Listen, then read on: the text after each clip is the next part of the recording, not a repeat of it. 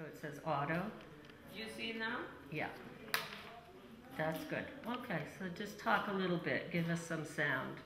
Oh, ok, el día de hoy es el día de Valentine's Day. Es un día muy especial porque podemos compartir con nuestros amigos. El día de hoy es un día muy especial, es el día de San Valentín Day. Es un día muy especial debido a que todos tenemos amigos, amigas, y aparte de eso, bueno, es un día para podernos darnos cuenta de nuestra...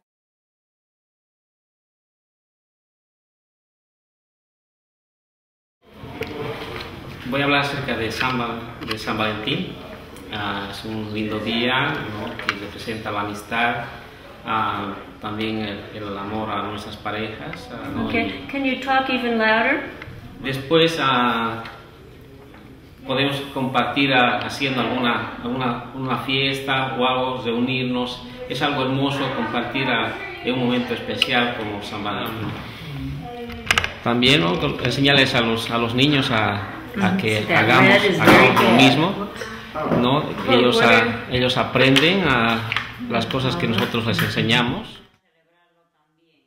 Yo particularmente estoy disfrutando en este momento con mis amigas aquí.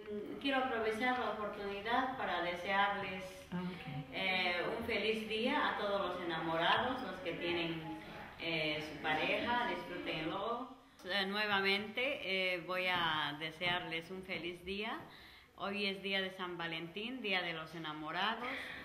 Hola mis amigos, yo quiero desearles un feliz día en este día de San Valentín y quiero enviarles también un gran abrazo, un gran beso a tu amor. Hola amigos, yo quiero desearles lo mejor en este día de San Valentín.